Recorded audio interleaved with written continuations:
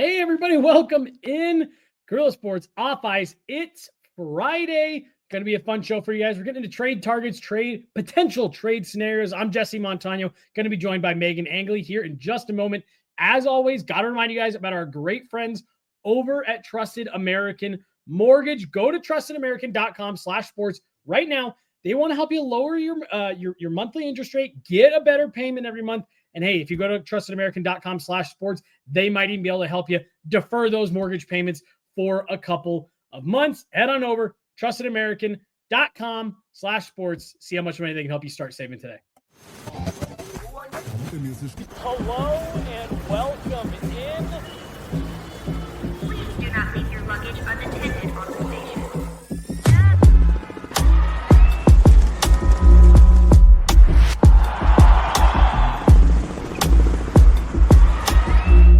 Welcome to the show.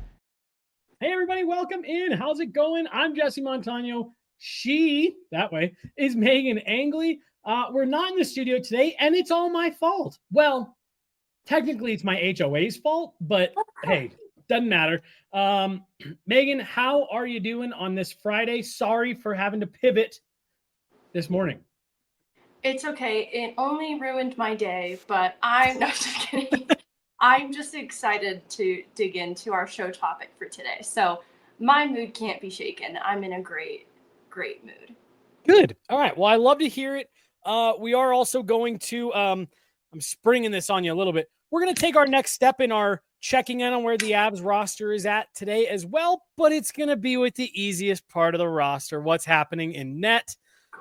So we'll round out the show with that. But Meghan, yeah, this is and I know there are some people who probably don't love the speculative types of conversations, but that's what this time of year is about. The Avs have holes on the roster they still need to fill. And the free agent market has more or less dried up. So we are going to turn our attention to what could the Avs potentially be doing when it comes to the trade market. We are going to run through yours and myself, our trade boards that we put together, that we put out this morning. But I guess let me start here. Where are you at if the Avs are deciding to go this route? You know, we've had a lot of talk this summer and even in the lead up starting the trade deadline that, hey, this is a team that doesn't have a lot of trade pieces. It is going to be hard for them to make a deal. They've given themselves some more flexibility.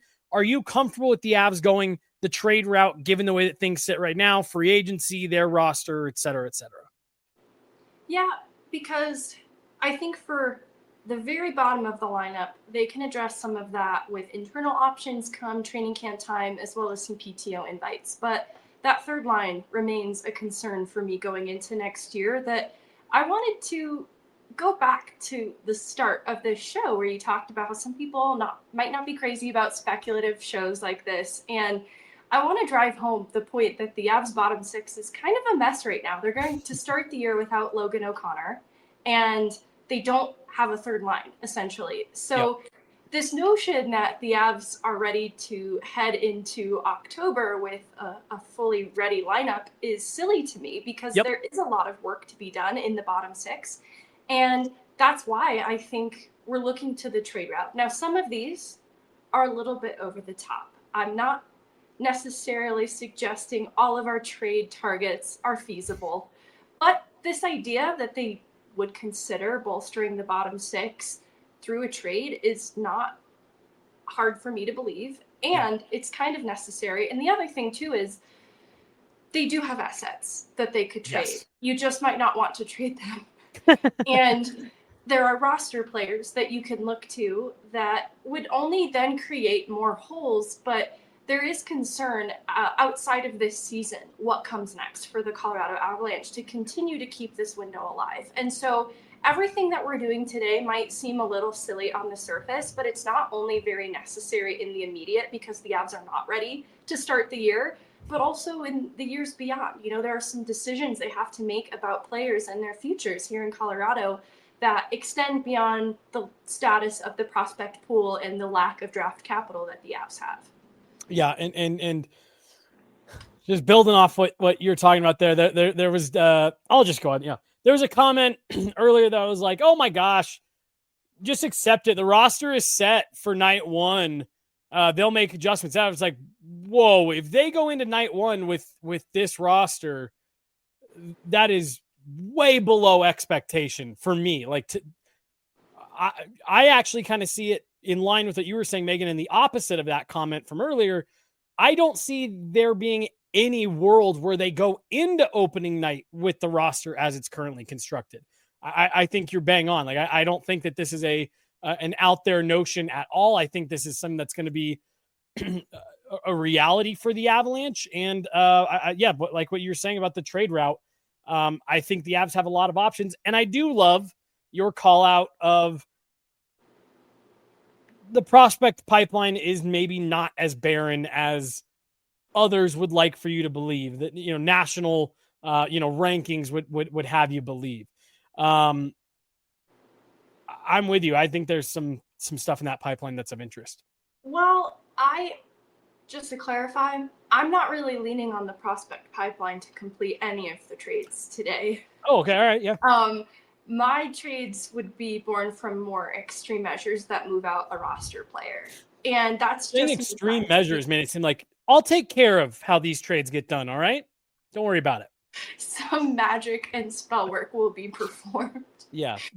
I'm just kidding. But though I do have a lot of faith in the prospect pipeline, the trades that I have pitched for today actually target a lot of top six players. So I want to address that at some point too, that I'm pointing to the bottom six as the area of the lineup that needs the most work. And I actually look at a trade like the Dakota Joshua trade from just yesterday as the level of trade that I see, Dakota Joshua for a fourth.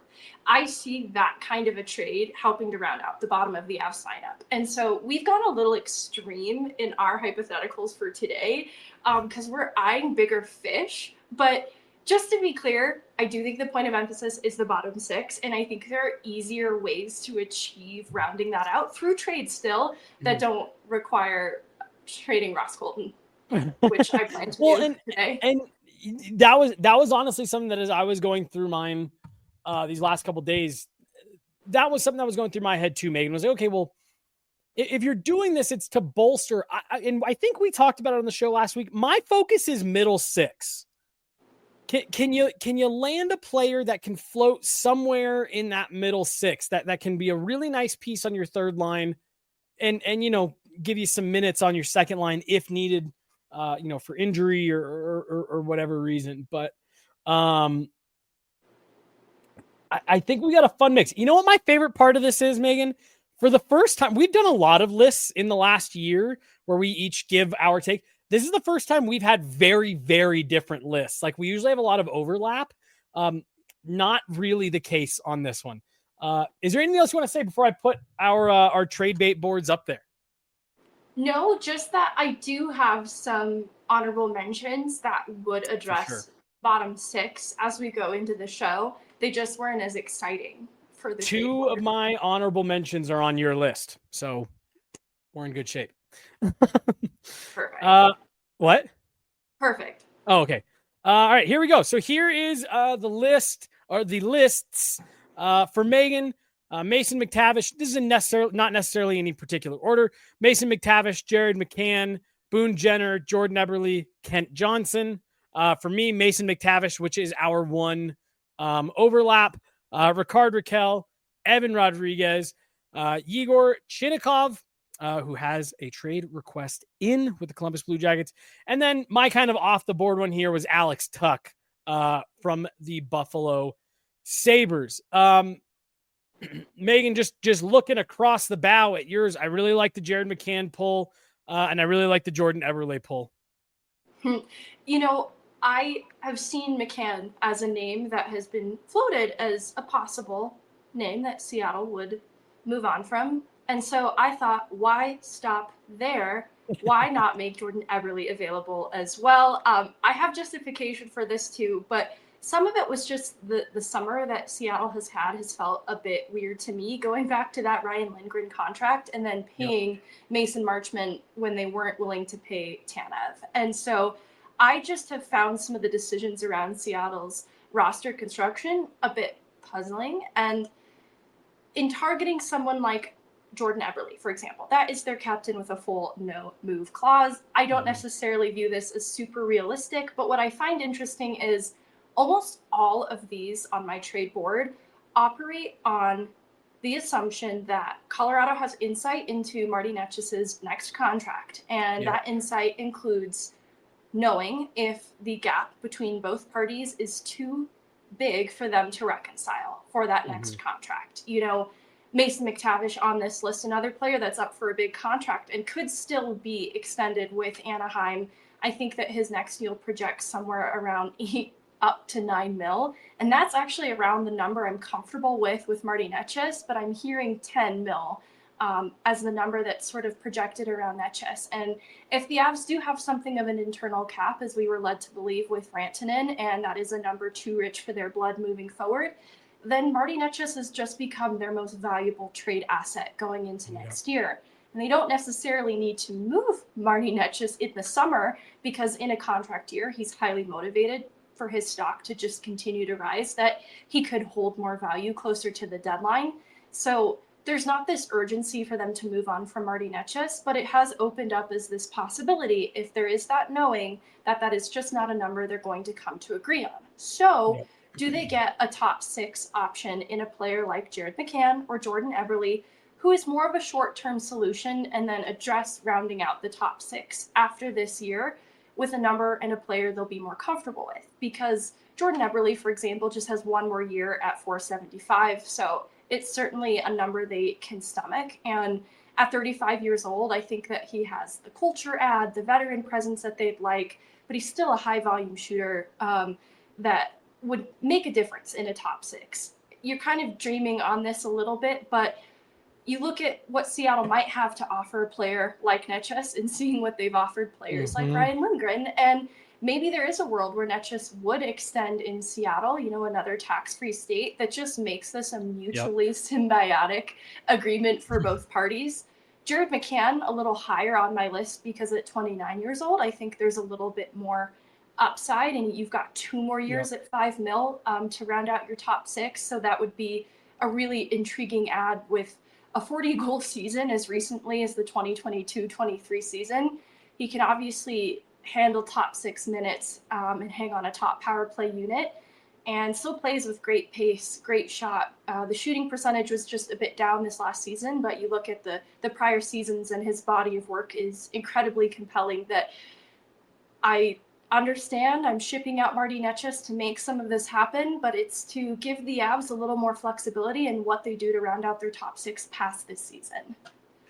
Well, let's get into it. And I have to point out, can you tell that you and I follow a pattern? 30% of our list comes from the Columbus Blue Jackets. We understand what's happening here.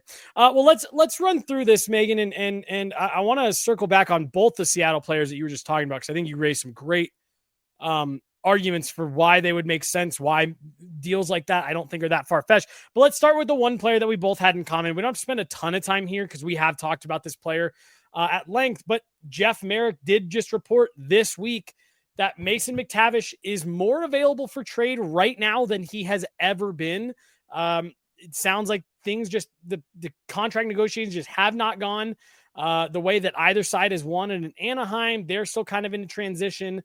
I know he didn't love his utilization in Anaheim before, and now new head coach and things like that. But this is a player, Megan, that I think both you and I are obviously very high on. And this is a guy that I think that could come in, and I think we talked last week on the show, almost be the heir apparent to the 2C, but come in right now and fill in that third line role. Give a guy like Ross Colton some more skill to play with. And then by the time that Brock Nelson contract is done, you know, Mason McTavish theoretically is coming right into his prime, 25, 26 years old. And that's kind of the next natural progression. I think this is one that it would probably be the most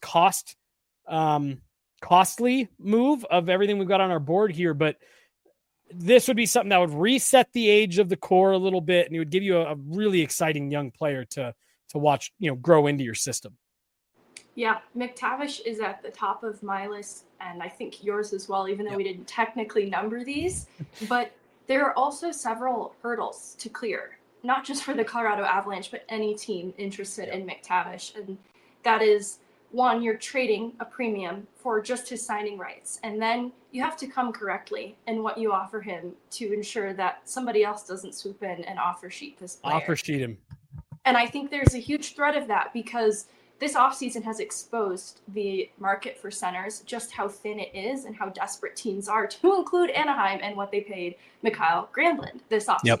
So I think seeing Tavares sign for such a team-friendly deal in Toronto and then the Avs getting that Nelson extension done, I want to keep calling back to why that is such a good piece of business, because you've got a 22-year-old player who I think absolutely has 2C upside, but isn't quite there yet, with teams clamoring to put him in as a set and forget 2C tomorrow because they are desperate to fill that position.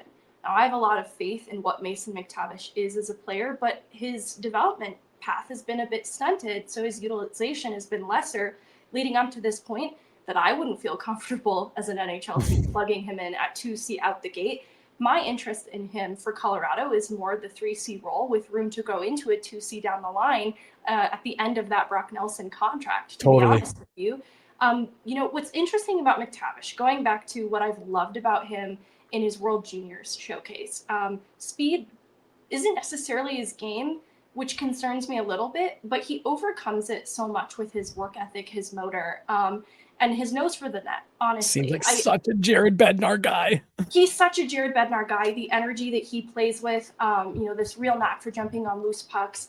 I think power can be his game, and I don't think the speed is something that will necessarily hold him back, but this actually crops up with other players on my list. That's kind of why I'm addressing it, that it is interesting to me that this player, who I think hasn't been fully utilized to the best of his ability, would make so much sense stylistically in Colorado. But I have to recognize that there are so many other teams clamoring for him that it just might not work out.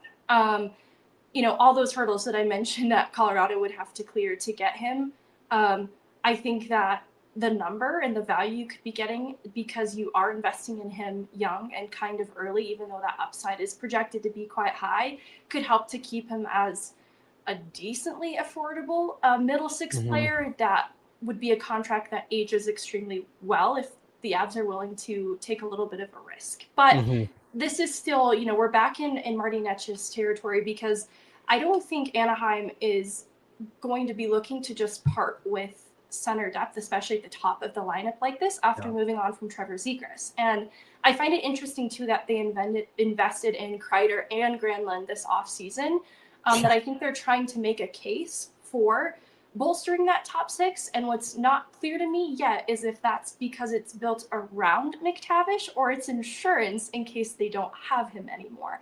Either way, I think this might not be necessarily just Marty Netsch's territory. They might be interested in a center being a part of this return, just to load up on that center depth, because I'm not sure how they feel about Cutter Gauthier as a center at this level. And so that's where Ross Colton starts to enter the picture too, as possibly a piece in this return. And suddenly this is getting very expensive, very pricey for the Avs.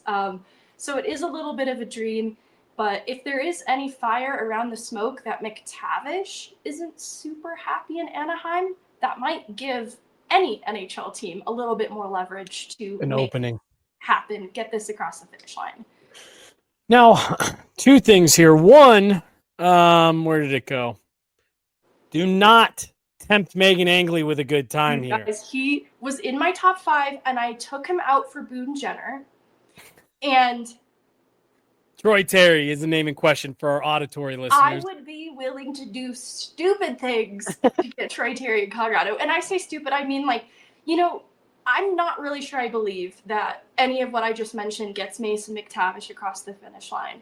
But I could see a Ross Colt and Troy Terry swap being something that is feasible. He's got 5 years left at $7 million. Obviously, I think at the time, maybe that felt a little rich, but with the current cap era and it just continuing to go up, it makes so much sense. Right. By the time you get to next season, who cares? No kidding. I'm a little confused by his usage even this last year. I think that he could have a similar role, but obviously elevated in postseason opportunity here in Colorado.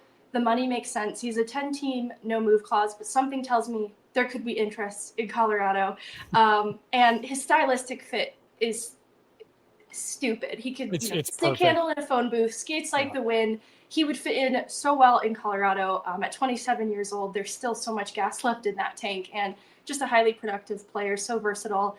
And so that's actually why one of my other like sneaky throw-ins is a guy that played on a line with Troy Terry a lot this last season in Ryan Strome. And this would be an interesting return to help round out the bottom six. So that's why he doesn't make my trade board. It's not necessarily a need.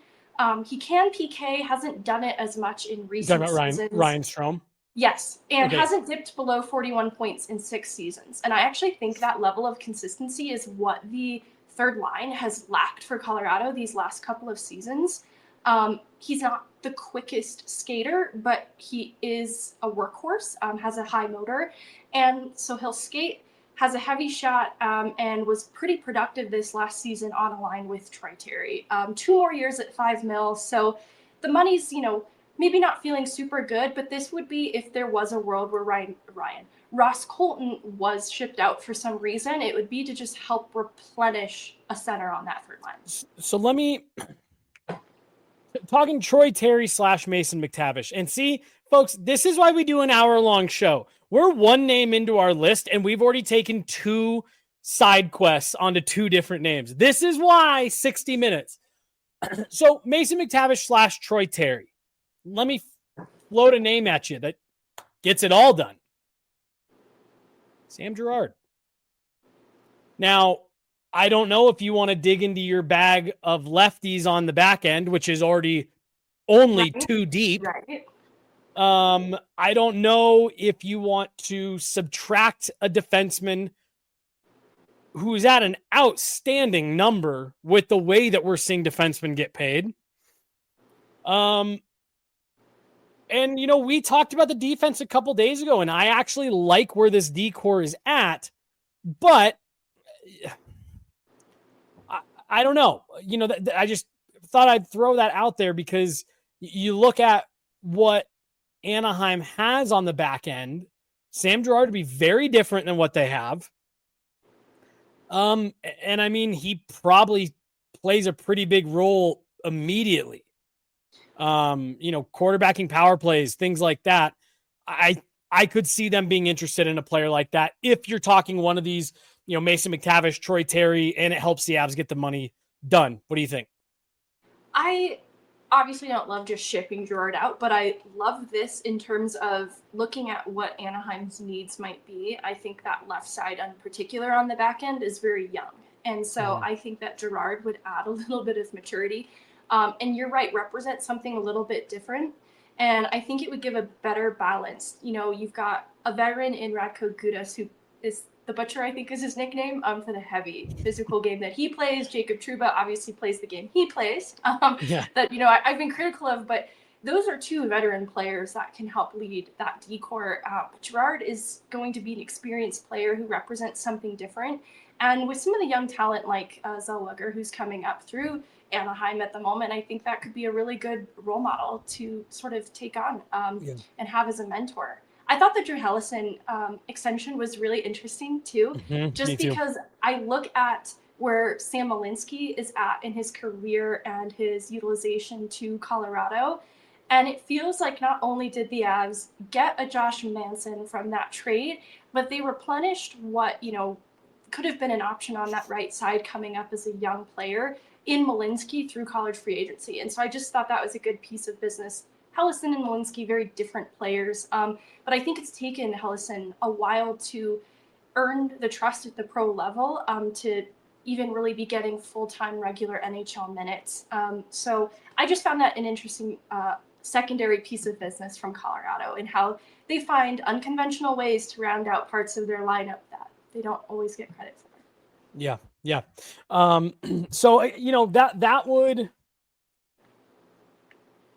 let's just, for the sake of the argument, Mason McTavish, right? I think you'd have to do a sign and trade to avoid even the quick potential of an offer sheet. and again, I'm going to make up a number here. I don't know if this is where McTavish ends up coming in. Let's just say it's 7.5. Again, might be more than that, but I'm just for the sake of the argument. You move out Sam Girard in that swap, that leaves you enough wiggle room. Shoot, I mean, even if the contract was 8, that leaves you enough wiggle room to go out and add another lefty defenseman, shore up a bottom pairing if you'd like.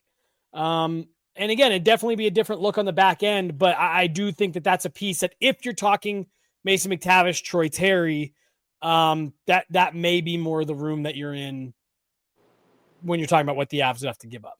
All hypothetical, of course. I think you'll have to give up a little bit more. Not, nothing crazy, but I think you might have to give up more. But I don't know. I'm not trying to ship out Ross Colton at every turn. That's the Columbus side of things. Wait till we get to Columbus, you guys. Yeah. I'm reuniting him with Miles Wood. I've got this whole plan. But I do think that a lot of these moves not only involve moving on from Netchus, but possibly Ross Colton as well. Hopefully not both together, but I think those are two players that have suddenly become at risk of being moved. Still on the board, yeah. All right, well, let's move on here. Let's keep moving down our board. We'll go to the next name down on each one. Ricard Raquel for me, Jared McCann for you. Let's start with Raquel because I think this is kind of the easier conversation. It's a fire sale in Pittsburgh. This is a team that is doing everything they can to enter the Gavin McKenna sweepstakes. And to Megan's point earlier, this is another player that, again, I think is more top 6, middle 6 than anything else. He had his career year last year for the Pittsburgh Penguins, going 30-30. Ricard Raquel, again, it would definitely cost you a bit, but I think the hope here would be that you can exploit a little bit of the Pittsburgh Penguins looking to add prospects and draft capital and things like that as they're looking to end up near the bottom of the standings. Yeah, I don't have any issue with Raquel's fit in Colorado. I think, the cost, especially coming on the heels of a 35-goal season, is going to be a little bit extra, a little bit premium. And so I have no issue with it. I think it is going to come at a greater expense than what we talked about when we floated this idea on an earlier show. I don't think that draft capital or even a prospect, I think this is still going to have to be some kind of a roster player of value that perhaps makes Pittsburgh a bit younger. So I don't know who I'll volunteer for this one, but maybe it's Ross Colton again. I'm just kidding. I can't do that to him. But no, I mean, this to me is a Gulyayev, maybe a Nabokov type. And I mean, I guess they just traded for Archer Shelovs, but this is, I'm with you. If you're not talking roster player, you are definitely talking the higher end of Colorado's prospect pool, someone that the Penguins could see being able to plug into their lineup sooner rather than later. Like I said, I would have been remiss to not put a Penguin on here because they are probably the only team right now that is already in seller mode. But I agree with everything you just said. This is definitely coming off a career year, been a great piece next to Sidney Crosby. This one will definitely cost you a bit. I think his production has been a little bit up and down over the last 3 seasons. It's still great. It's just maybe coming off of last year, it's solidly top 6 production. I think before that, though, it's been more middle 6. And so that would be maybe where there's leverage, but because he still has 3 years at $5 million, if you're getting a top 6, high-end ceiling player, I do not think Gulyayev would get it across the finish line. Even I think not by himself. No. You gotta go bigger, and I don't know. I'm not trying to talk myself out of it. I just think you have to be prepared to give a little more. Yeah, well, and the other issue that the Avs are in right now when we're talking about these types of deals of having to give up is the Avs are trying to add. And so that's where, to your point, like there's definitely some jigsaw puzzling that we're having to do here to make this all make sense. And that's where it makes sense to swap out kind of a 1-for-1. It feels maybe lateral or like a net neutral in the immediate. But if it's like a Netchis replacement and it's a player who has a little bit of term past this year or has interest in signing in Colorado past this year, it immediately has positive value. And it also spells the end of Netchis' chapter in Colorado, which we haven't even really gotten to see a full season of. So going back to the earlier point in the podcast of, I think his value will be highest as a trade piece in season. So this isn't necessarily something the Avs have to do now, unless they really have an idea that they're never going to come close to the same value on Netchis, and there's something too good for them to refuse in their face right now. Yeah. Yeah. And again, like I think Ross Colton, I think Sam Girard, like you mentioned earlier, could kind of be finding themselves in that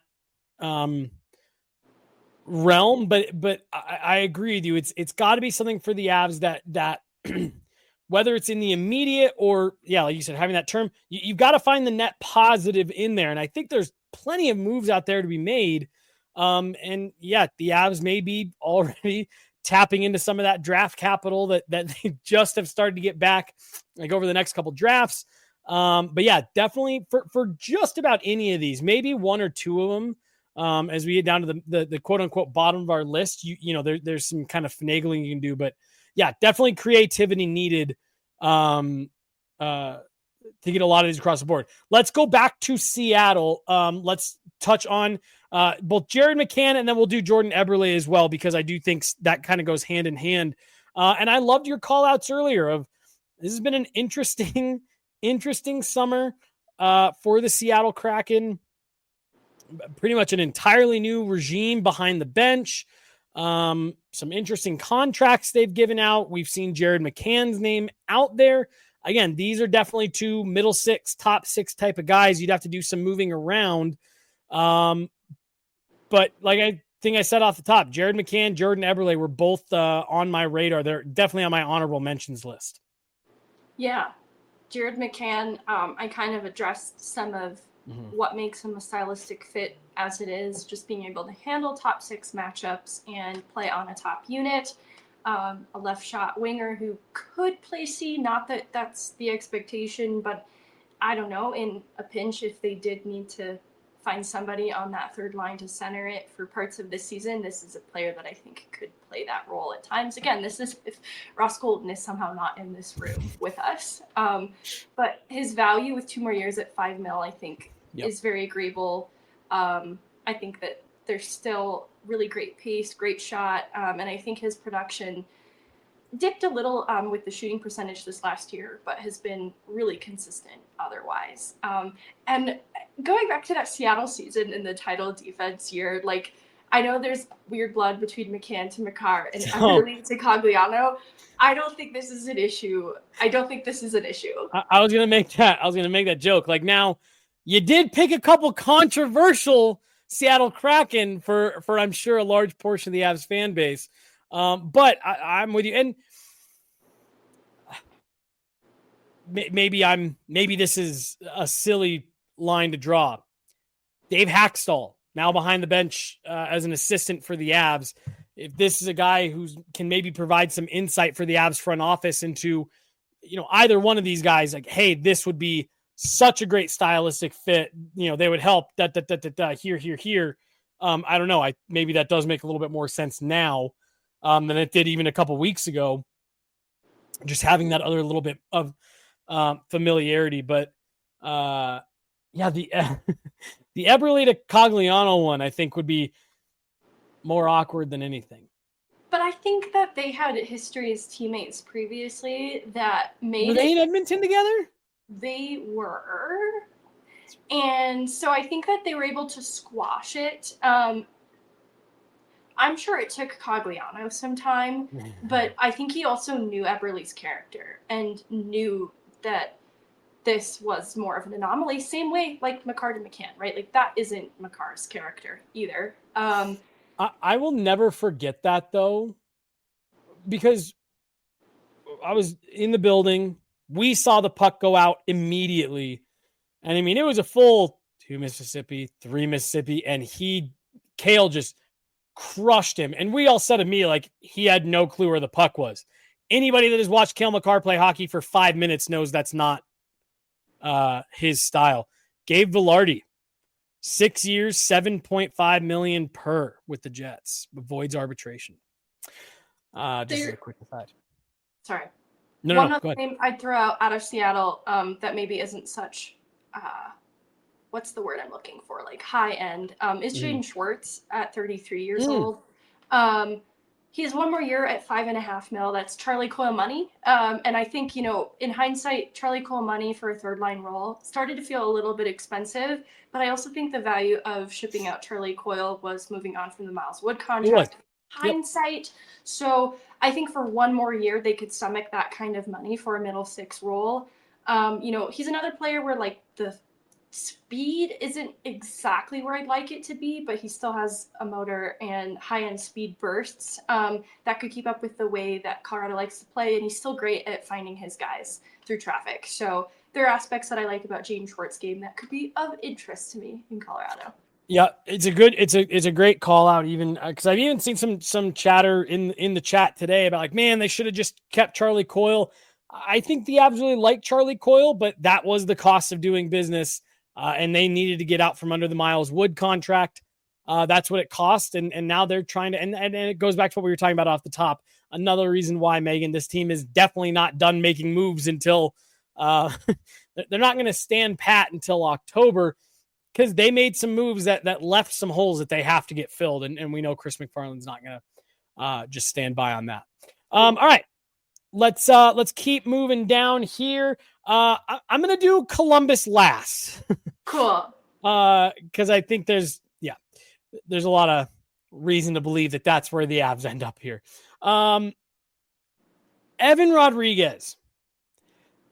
This is a name I've seen floated around as Florida continues to try to get their cap situation back under control. And I mean, geez, they're the players they re-signed certainly did them some favors. But Florida's still sitting about $3.7 million over the cap right now. They've got to shed some space. Evan Rodriguez spent 1 year in Colorado. Was it perfect? No.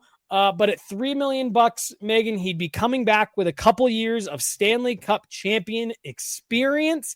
He's familiar with the system. I think he liked it in Colorado. This would be a guy that, again, my ultimate guess is that they find a way to keep him in Florida. But for a team looking to shed some cap, I did wonder if the Avs could maybe try to take advantage of that a bit and bring old buddy Erod back. I think it's interesting because I can't help but feel like, no, they already tried this. You know what I mean? I know. No, they're not going to revisit it. It's, you're getting caught up in Mercury retrograde right now and reminiscing about exes. And it's a classic mishap. But I actually really liked Evan Rodriguez in Colorado too. So I'm giving you a bit of a hard time. No. But I even liking him and thinking people were too hard on him, sort of rightfully. Some of it, I think, forgot that there was a time around December where the scoring was down for the team as a whole, and Evan Rodriguez was one of the only players managing to put the puck in the back of the net at that time, and it was really valuable to the Avs. But at the end of the season and then going into playoffs, his game kind of dried up a bit, and I think maybe I just have some trauma around players drying up in the playoffs, because this happened to the Avs this last year in the Dallas series. When I look at what the problem was past the power play, being unable to convert, it was having too many players not going at once. That'd be the last thing I want for Evan Rodriguez to do a second time in Colorado. So I'm happy with the success he found in Florida, and I actually feel that change of scenery was a necessary jumpstart for Evan Rodriguez. Yeah, I agree. To kind of better dial in his game. I think the role, too, was another challenge for Rodriguez here. This is where I was going to go. Yep. They weren't sure if they wanted him to be the 2C option. And so I think it was a little all over the place, a lack of clarity in that versus going to Florida. I think there was so much more clarity in what he needed to be that helped him. So there would be more clarity now than there was before. when Evan Rodriguez was with the Avs in their title defense season, the Avs tried 3 different players at 2C: JT Compher, Evan Rodriguez, Alex Newhook. You'd be bringing him back here because I'm totally with you on we've already tried this before. He'd be coming back with a much more clearly defined role. You are the third line center. We're not asking you to be a top 6 guy. We're not asking you to produce like that. We're asking you to help drive this third line, give a guy like Ross Colton a little bit more of a skilled player to play with, have that high motor, and bring some of those. Because I completely agree with you about him going to Florida. Like, I think Evan Rodriguez came to Colorado. I think his game actually took a step in Colorado, and just like, his mentality, the way he played 200 feet, and then went to Florida, and I think he's just flourished. But that's my argument in favor of Evan Rodriguez is he'd be coming back with a much more clearly defined, lesser role than what he was being asked to do at times when he was with Colorado in 2023. 2 more years at $3 million for Evan Rodriguez is really agreeable in terms Very of palatable money spent on the middle 6. So depending on what Florida would have interest in as part of the return, I would not say no to this trade. I think that third line remains probably, like, given this trade board, it's the least addressed part, but the most important thing going into the next year. So shout out to you, Jesse, for staying on task and actually trying to fill this out. For staying 20% on task. You did it on 1 out of 5. Good job, Jesse. Woo! All right. So that's Evan Rodriguez. And then our last non-Columbus Blue Jacket, and this one's off the board. I have not heard anywhere that Buffalo is interested in doing this, but this is, again, a bottom 6 option. Alex Tuch from Buffalo. And what's the rationale here? Buffalo's a mess all of the time. So maybe you just want you got another player who wants out of the mess. And this could be a nice leadership add to the bottom part of your lineup that plays a little mean. The foot speed is not maybe quite where you'd want it all the time. But Alex Tuch was my kind of off the board. Haven't heard anywhere, but I thought this would be a nice veteran add with some snarl to the bottom 6. I was just pulling up his NHL Edge stats, and his foot speed is not half bad. So really? All right. Don't sweat that too much. It's not as bad as some other players I've come across in trying to pick my trade targets. But I think going back to the very first qualifier you gave, that you haven't necessarily heard this as a player Buffalo is interested in moving, that's the sentiment I've heard as well. And so I have extreme interest in this player, just not sure that he's actually available to be moved. But I love this mindset because I've sort of tapped into, well, they've done other silly things. Like, let's peek at the carcass of Buffalo. And that's sort of how I was looking at Seattle and a little bit, not so much Columbus, but a little bit Seattle, a little bit Anaheim. Like, well, they've done other silly things. Like, what other silly things can we talk them into? Yeah. And so, what else can we bully them into? Like, yeah, let's bully them into this. No, I like Tuch's fit. I do think, he's a forechecking player with more high-end upside, can hang with top-end talent. Not so different from what I want Ross Colton to be in Colorado. It's just been tough with this last season. Starting off hot with opportunity in the top 6 for Ross Colton, and then experiencing injury, coming back from injury, and not really being supported with the talent I think he needs, which is why I think that tees up the Columbus part of the conversation. Sure does. So we're going to round this out. 3 different players made our combined 9-player list, with the one holdover of Mason McTavish being on both. So Megan, you've got Boone Jenner and Kent Johnson. I've got Igor Chinnikov. Let's start with Boone Jenner. This has been a guy I actually really like. This one, Megan. The Avs have been tied to this player for multiple trade deadlines, multiple summers. He was a pending free agent a few years ago before he re-signed with Columbus. The Avs were around him then. Boone Jenner, I would say this is a third-line player. I'd say you stuck to the assignment here. I think he could be a third-line player in Colorado, but has been utilized in a more elevated role in Columbus. And what's interesting, and I don't know if it helps the Avs at all, is he experienced a shoulder injury at the end of training camp last year and missed a lot of time. And what maybe hurts their case is in his return, there was a huge shift in Columbus that kind of energized them into that postseason bid that they had hoped for. And I think that there was so much else to rally around for Columbus this year, but I think the return of their captain in Boone Jenner was a huge part of that. And so if you dig into the numbers of this last year, you're probably very concerned about Boone Jenner, but he's had some 20 plus goal seasons the past 3 seasons, excluding the last one. And so I'm just looking for a little more consistency in the middle 6 contributions, especially on that third line, because I think the second and top line for Colorado are going to give you the production you hope for going into next year. It's that third line that I think has left us wanting, where we're eyeing the marginal improvement of Logan O'Connor's year-end points totals year by year. Like, well, okay, but he is improving year by year, guys. And he is, but I think when you're looking at what you want for that third line moving forward, you just want a little bit more than the 26, 27 point trajectory that Logan O'Connor had been on. And that is not to call him out so harshly. It is why that fourth line is what it is for Colorado.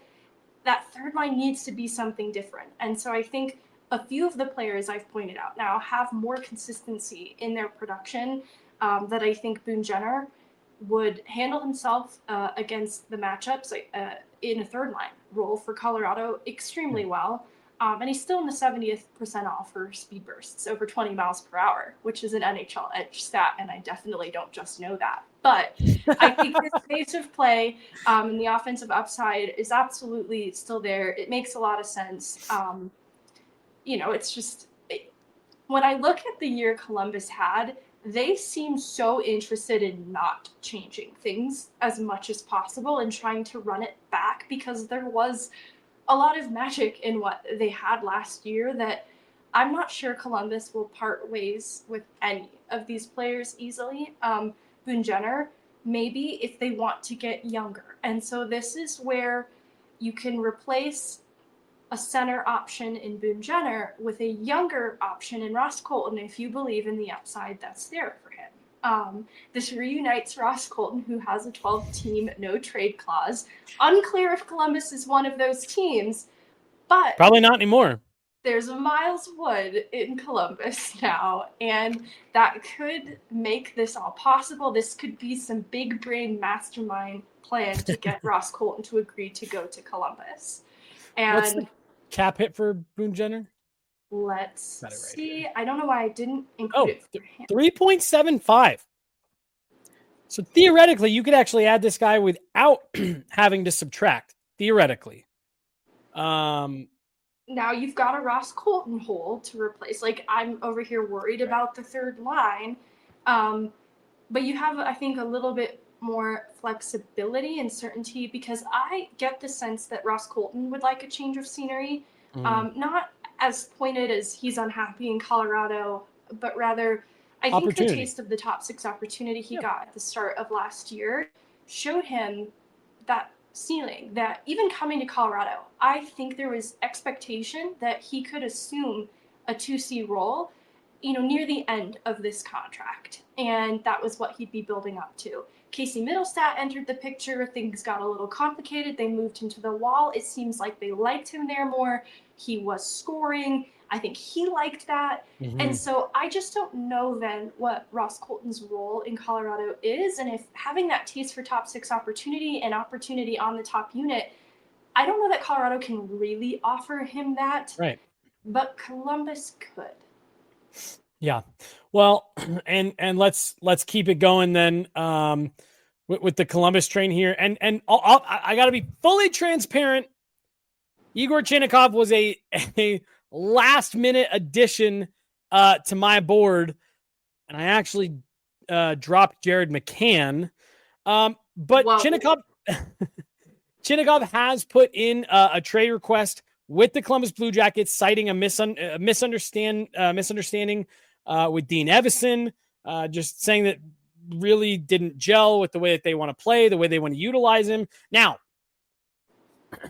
there's a big caveat here to Chinnikov. dealt with some back injuries last year that kept him sidelined for a large portion of the season. Only played 30 games, 7 goals, 15 points. Young player, 24 years old, good skater. I mean, first round pick from 2020. So this is a young player with a lot of upside. But there are definitely some pockmarks here in terms of injury concerns. When he came back from the injury last year, Columbus said he wasn't really up to the standard that they were expecting. But Meghan, I just thought this was he plays on the right side, an interesting player to kind of come onto the market. And I know Columbus is going to want a nice return. They've already publicly said that they're not just going to give a player away for nothing because he's requested a trade. But look, I've been around this long enough to know that if I hear Columbus Blue Jackets player trade request, I know that the Avs are at least going to say, what is it? What is that? What's he doing? Who? What do they want? Huh? Because they just can't help themselves. He's interesting because, around the same time of us getting together to make this list, this name does come out as a player who's requested a trade. So he lands on my radar as a result too. And what deters me from him is probably not that compelling, but it's a gut feeling. It's a gut feeling that it's just not a good fit in Colorado.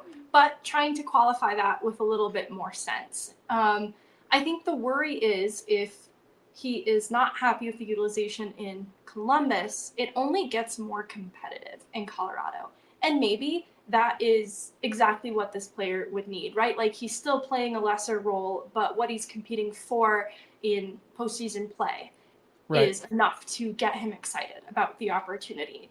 But I just worry that the opportunity Colorado has to offer, right? Because he is probably not beating out any of the top 5 guys on a top power play unit, and he's still probably on a third line in Colorado.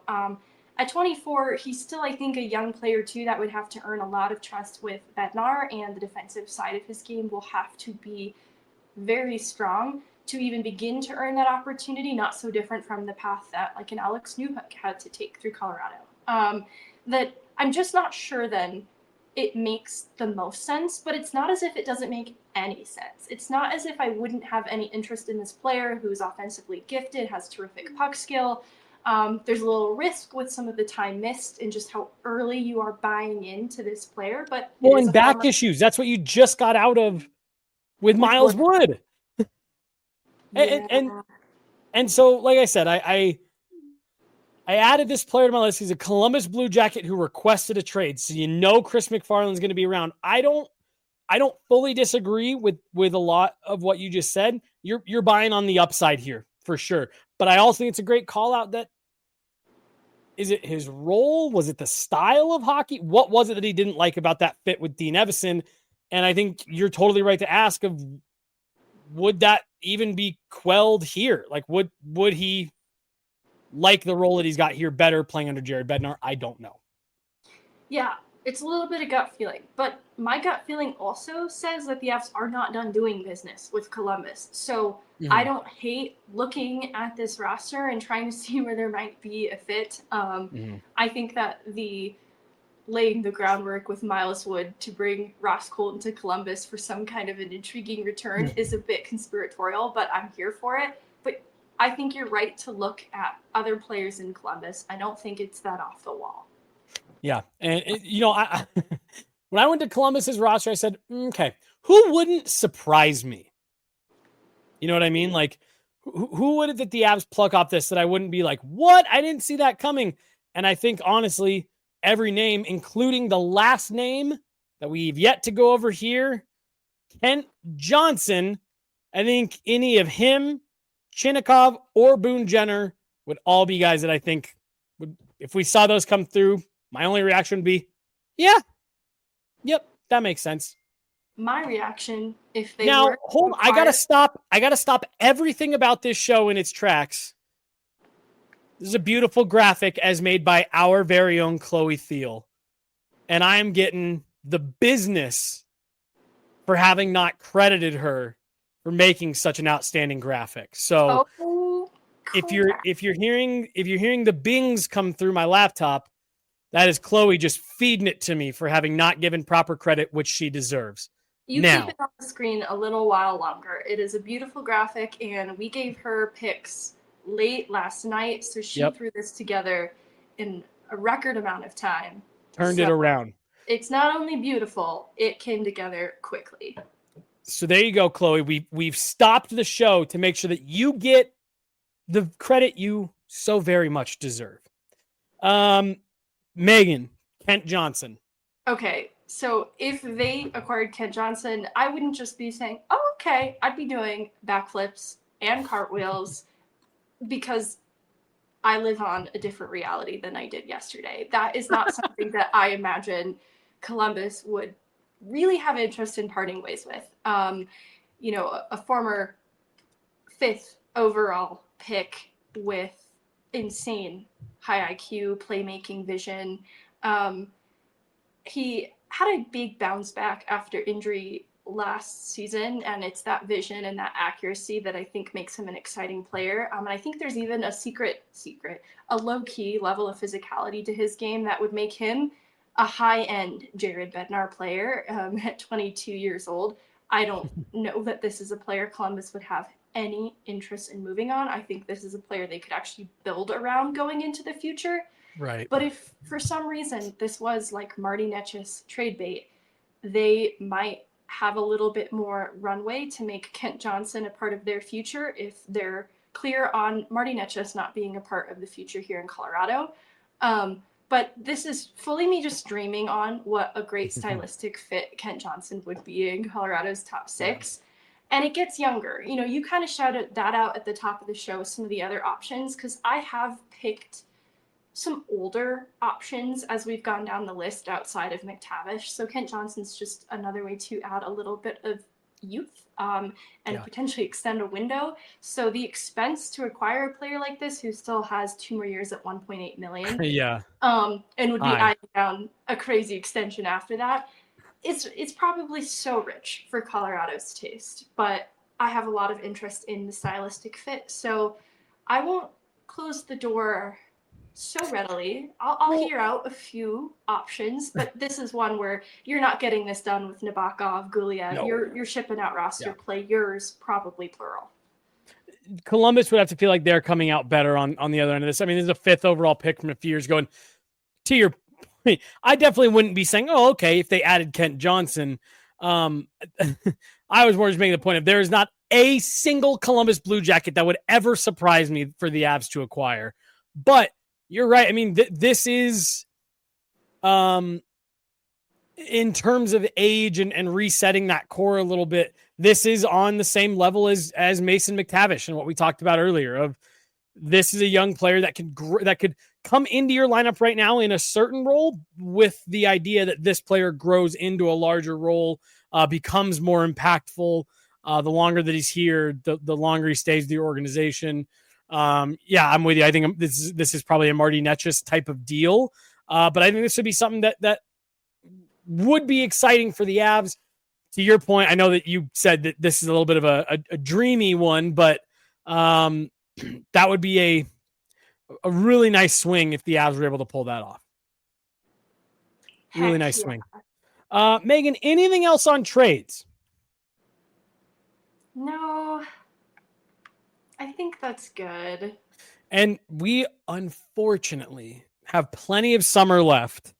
So I'm sure we'll revisit this conversation several times between now and the start of training camp. But just to throw up this graphic one more time, again, courtesy of Chloe Thiel, Mason McTavish tops both of our lists. Then for Megan, Jared McCann, Boone Jenner, Jordan Eberle, Kent Johnson. For me, after Mason McTavish, I got Ricard Raquel, Evan Rodriguez, Yegor Chinnikov, and Alex Tuck.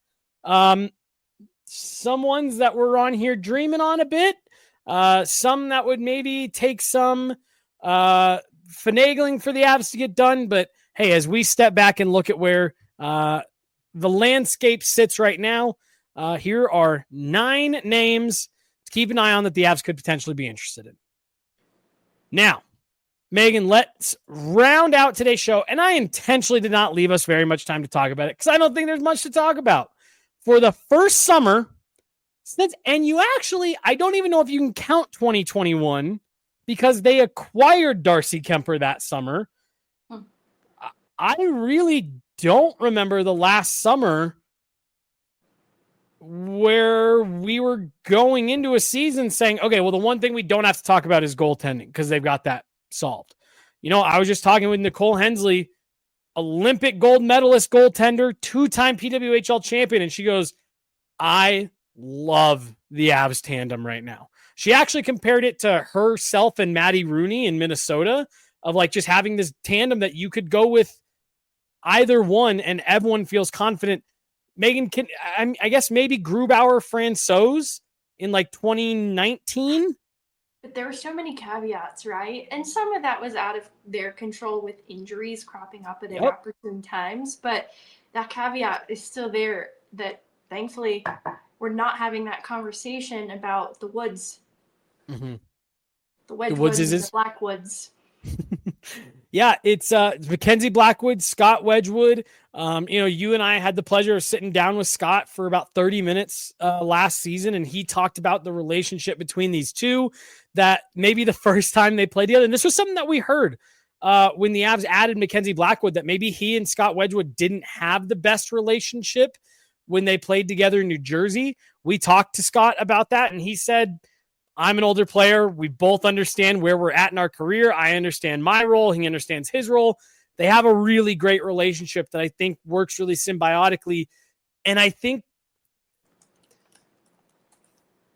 I hate to give into it, Megan. There were people that speculated that Alexander Georgiev just wasn't really part of the group. That everyone liked him. He was fine, but that he wasn't like one of the boys.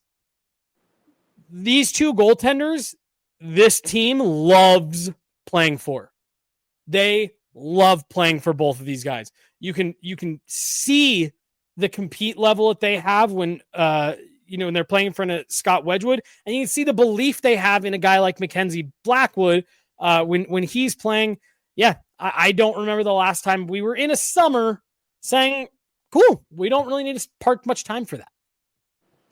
I think too, in talking about how thin the market for centers has been, seeing some of the places of desperation that other teams are at to resolve goaltending, looking at Pittsburgh and taking a swing at Shelovs and the pickle that Edmonton is in, because I think they were hoping they could take a swing at Shelovs. Mm-hmm. I texted you one night. I said, what's Vancouver doing? We're not about to see Edmonton jump in on this Shelovs sweepstakes. So when that you was said really weird. What's Vancouver doing? I wasn't sure what you meant. Like, is this Thatcher Demko that you... Well, no, I would just, and maybe because we talked about Shelovs last week, and maybe I'm overhyping where Archer Shelovs actually is, but I saw what he was doing with the injury uncertainty around Thatcher Demko. And then who else did Vancouver add in net? Because they went out and acquired a goaltender and then gave Demko the big extension. And that was what I meant when I texted you, like, oh, it was Lankinen. Who beat out Shelovs for the last year. Okay, all right. Then maybe I'm just going year. crazy. But I would have thought that they would have been more interested in getting Archer Shelovs a look, and clearly they weren't. And they moved on from him. But after the Calder Cup playoffs that he had, I was really surprised to see them not at least be interested to see what he turns into. But you kind of got into that last week that maybe the course had just been run for Shelovs in Vancouver. Well, and I didn't understand why that was either, because I felt that after the demotion and losing out in net to Lankinen, he went down to the AHL and did everything asked of him and launched an impressive near record-breaking postseason run. So I don't know what more Shelovs could have done, because the concern around him was consistency at the NHL level. And he wasn't able to show what he needed to in really limited opportunity.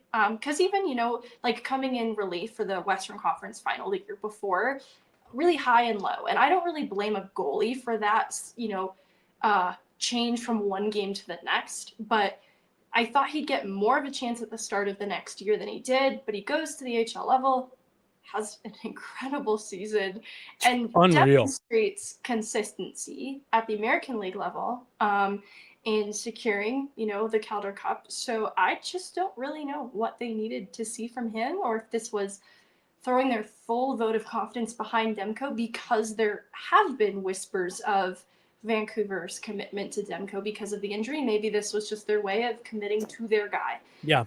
Either way, in looking at the desperate place that Sorry, other I teams got are us at, off track. goaltending, no, it's okay. It is such an interesting place for Colorado to have not only such a great option as a starter, because I think Mackenzie Blackwood answered the question of what does he look like in the playoffs very well.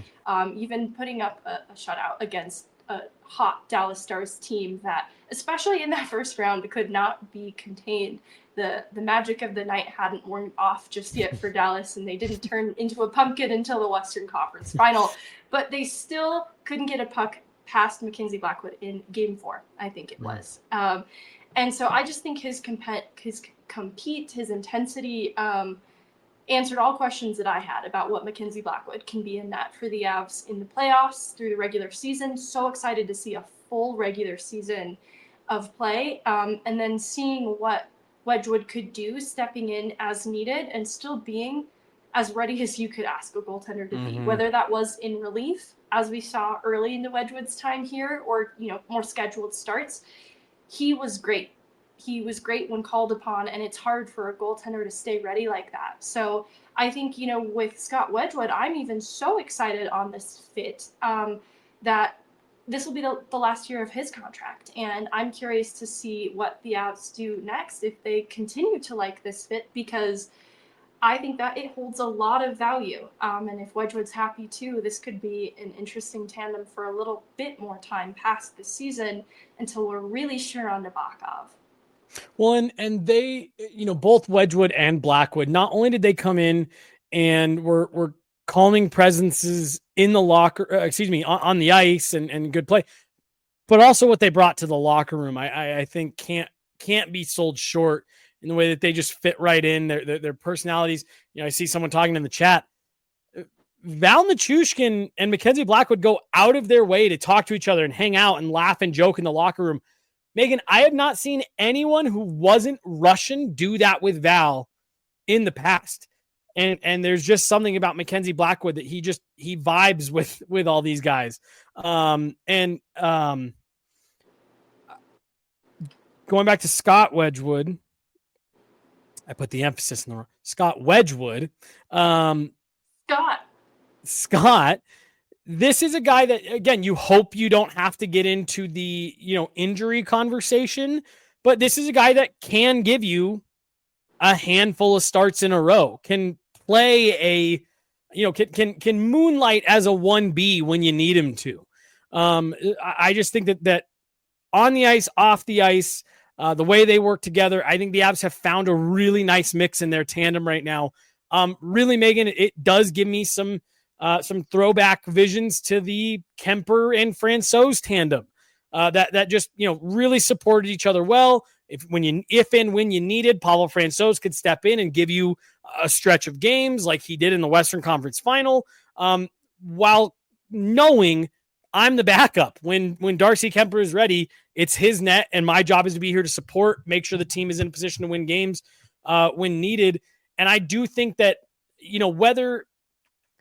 whatever your goalie situation is, I do think you need that cohesive relationship between your starter and your backup, so that if you do get to that point where you're having to make a pull, you're having to put in, another guy for a start or for an extended couple of games, it can be supportive and collaborative. And I'm not saying that Alexander Georgiev and Justus Annunen didn't have that, but those were just two guys who were kind of to themselves in that locker room. And they just kind of went about their business and they focused and they prepared. Again, not saying either of those guys are bad dudes or not good teammates or whatever. There is just a different chemistry and a different energy between Wedge and Blackwood. Yeah, they certainly bring a calming presence on the ice, and it's clear that the team has a lot of trust in either goaltender in net. And so it's great to see them step up even in play if it is Wedgwood in net, especially if he's coming in as relief. I think that trust is important. And then in the locker room, I'd say they have the opposite of a calming presence. I think they're kind of agents of chaos. And what I think is really wholesome about this is this tandem working the way that it does exposed a need that I don't know that the organization realized they had. And I think a lot of goaltenders get by, being really agreeable people in the locker room and getting the job done on the ice, and that's kind of where it ends. But to your point, being teammates and integrating themselves and being as vocal and as present as they are has given a voice to the goaltenders in the locker room that's really respected and embraced. And I think that's opened up the opportunity to the friendships that we're seeing. And I think seeing the results on ice is related to why this is important. It's not just important for you to have a goaltender who gets the job done on the ice and is a pretty nice and agreeable guy, but rather if you have a goaltender that can get along with the rest of the team and is connected to them, that can just translate to better results. And I like the Kemper-Francouz comparison.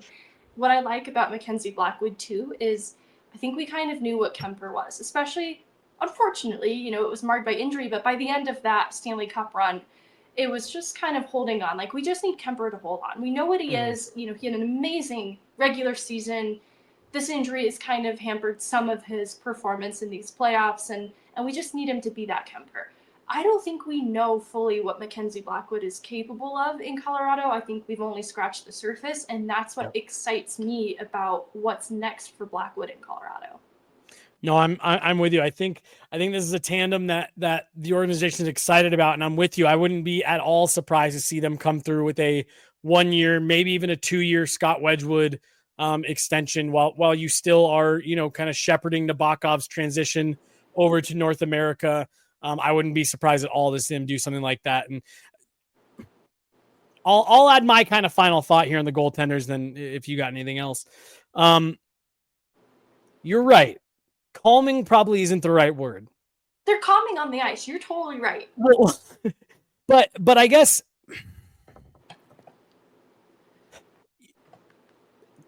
and now, granted, we weren't in the locker room with Darcy Kemper because of the COVID restrictions, so I can't really speak to this.